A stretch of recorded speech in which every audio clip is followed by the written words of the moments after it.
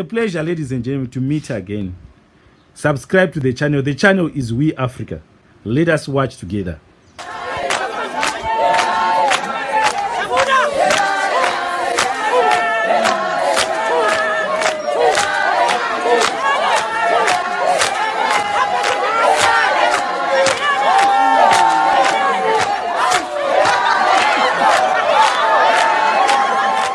As we move forward in rebuilding this country, one must express serious disappointment as some individuals who continue to plunder state resources for personal benefit.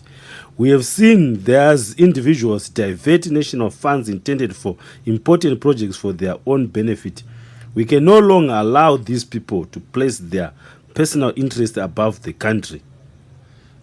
That was King Mswati opening parliament in 2012. You know how ironic this statement is. It points at him more than it points at anyone. And like what they say, that when you are pointing at someone, most of the fingers, or in fact all the fingers, will be pointing back at you. Kim Mswati thought that somebody is busy doing this, and yet is the very individual that he's referring to. That's the irony of this statement, which is why I placed it here. He is just talking about himself, pointing always the fingers at himself, accusing himself of everything that he thinks he is accusing other people of. And he wants to displace himself, he wants to get rid of himself from power.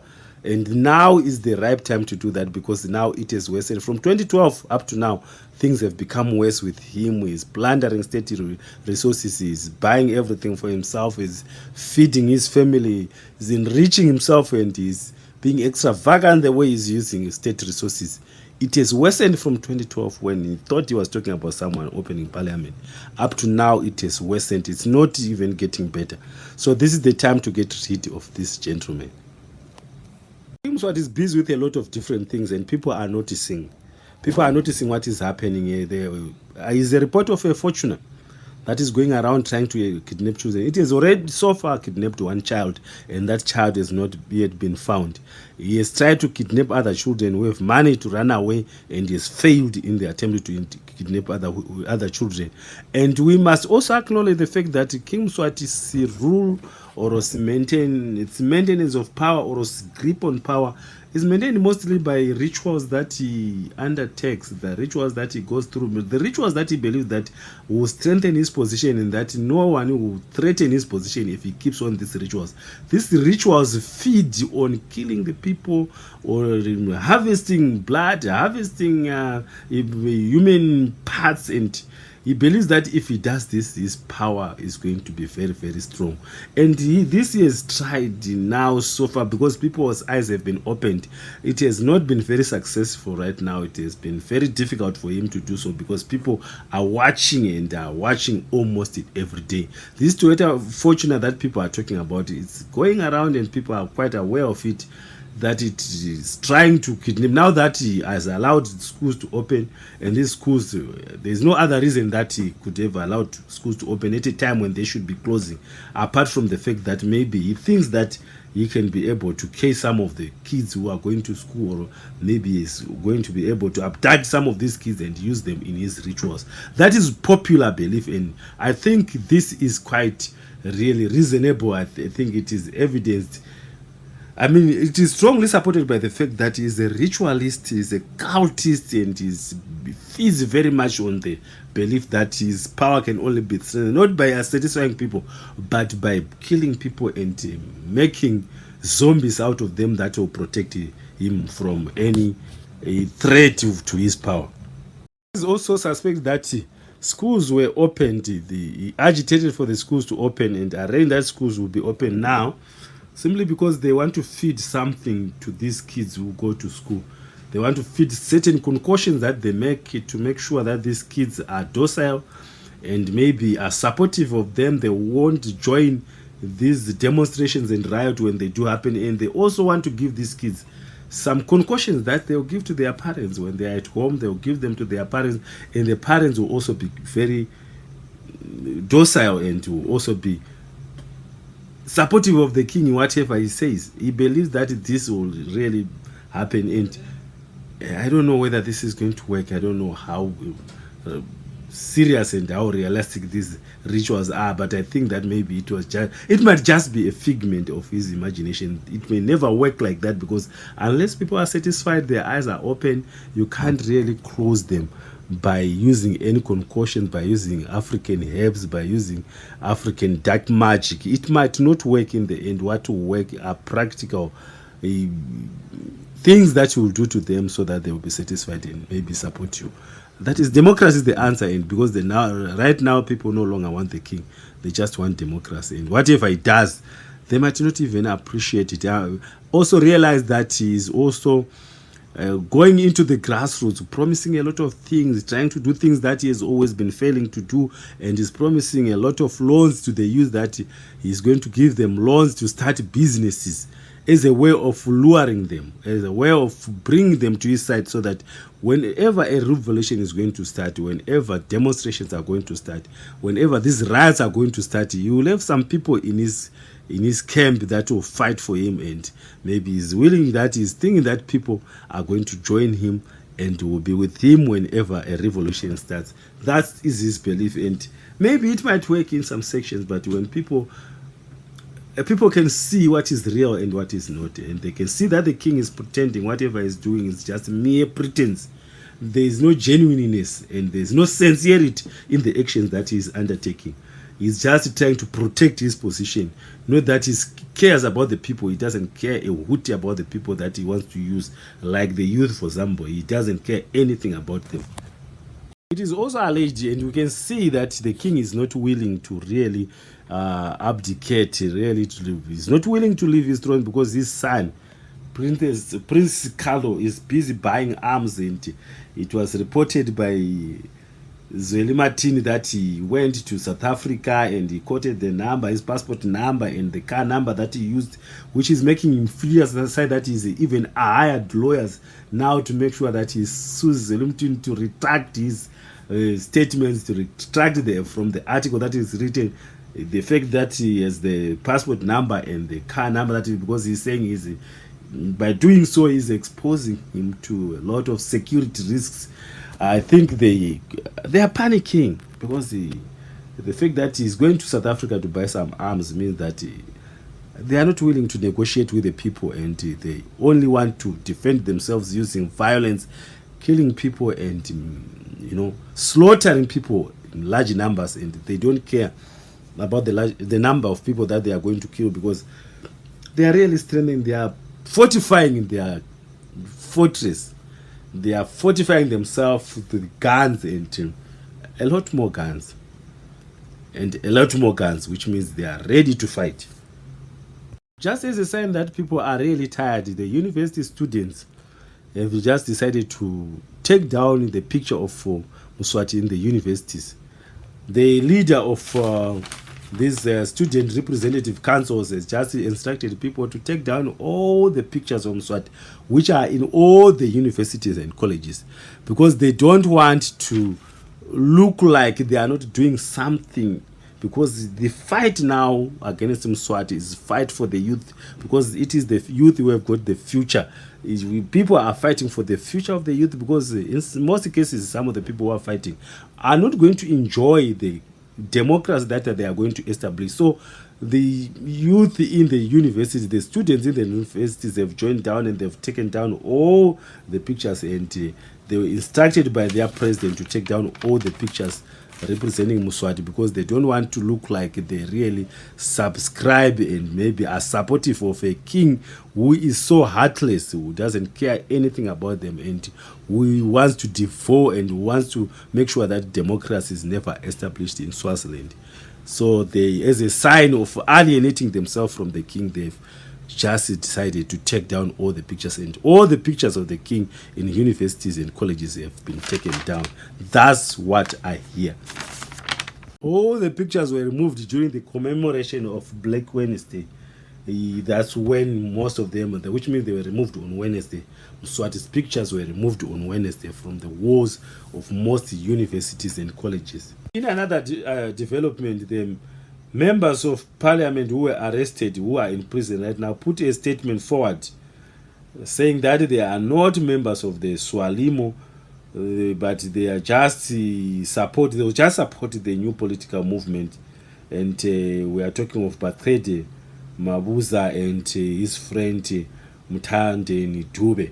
They are saying they are not members of the Swalimo, but they will support the political movement. Maybe it's, in politics sometimes people don't say straight things. Maybe they just don't want to be honest, because now they are under the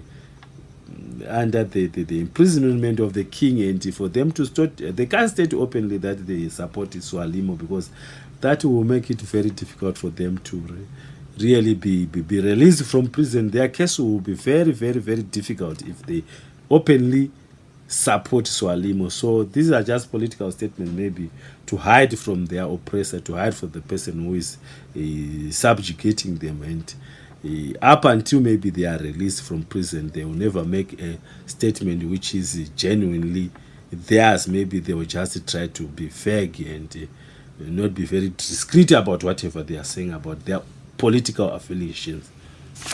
It is reported that police are still shooting. Some of the shootings are not even reported, but the ones that are reported, maybe that get to people, and just but a small fraction of the actual shootings that the police are doing. Here it is reported that the police also shot about 2 members of EFF. They shot them, and then after shooting them, they rushed into a neighbor's house to hide from the wrath of the mob. The mob wanted to inflict mob justice. They wanted to give as much as they took from them. They wanted to attack them. Then they rushed in to hide in the neighbor's house because they feared for mob justice. So, which means the king has not stopped attacking people. He's still killing people. He's still attacking people. He's still doing everything that he has been doing before. He hasn't stopped, or he hasn't really moderated his actions. It's becoming worse and worse, and in some situations it's even becoming worse. And the king is showing his stubbornness. He's a very stubborn king. He's a king who doesn't listen to anyone. He's a king who doesn't react to changes that are happening around him. Because if he was someone who is very clever, who is very smart, he should be realizing that the changes that are coming are imminent. There is no way he can stop change from happening in Swaziland.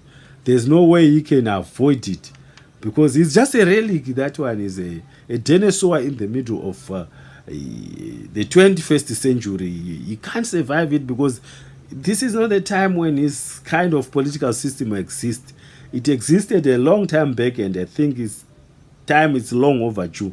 There has to be change in Swaziland, and it's not for the Swazi people to decide. It's just for the change that has to happen, because for the dynamism of the world politics, he can't survive in Swaziland the way he is ruling Swaziland at the moment. It's just not possible. It's just impossible for him to survive. And his own sister, to demonstrate that some people very close to him who realize that what he's trying to do is not feasible, is not workable, is not practical. His own sister, Pretense, he condemns the killings. She condemns the killings of innocent people by Mswati, and she has expressed her full support for any democratic change that might be brought to Swaziland. She said she's right behind it, and she will support it. She won't support her brother in the killings that he's executing, he's perpetrating among his own people. That shows that even some people who are very close to the king, some people who are very in the king's circles, are beginning to really see the light, are beginning to realize that change is imminent. I don't know why the king is a diehard. He doesn't want to change, and this is going to make it very difficult for him to survive. Maybe say there's a transition. And another, I have to mention here also that the political organization, the political movements are supposed to meet tomorrow, and then to discuss the way forward, because people have always been discussing the fact that maybe they need to work together, they need to forge an alliance that will organize some kind of revolution without having to look at their political affiliations, political differences. They just have to be united. For them to be successful, they don't have to show their political differences. And they are meeting tomorrow, which date will be what, 28. They are meeting tomorrow on the 20th of November. to make sure that they discuss the way forward, and maybe they are discussing an alliance. Maybe we are not very sure what they will be discussing, but an alliance will be the best foot forward for this political organization, because right now they are fragmented in their actions. We only see the move by different individuals and different groups who are just self-motivated, who are not even organized by these political groupings, and that makes it very, very frustrating for people who want to fight, who doesn't have a proper leader or a single leader, or they don't know who to turn to, because these leaders are different leaders with maybe different agendas, and for them to meet and maybe forge an alliance, it will be a very big positive development in the political landscape of Swaziland, as far as democratic change is concerned, and as far as the fight for democracy in Swaziland is concerned. And we wish that this is what is going to happen tomorrow, and really they have to meet and maybe come up with something like an arranged working together of some kind. We hope for that, and we are looking forward to that. Please throw away your differences, because they are not important, because the elephant in the room right now is Mswati. Everything else is just a chihuahua in the room. The elephant in the room is Mswati, and we need to fight against Mswati. People should fight against Mswati, and once he is removed, maybe all the other issues are very, very difficult to deal with, because they are not as serious as removing Mswati, who is the sole agent of fighting against the democrats that might prevail in Swaziland. Is the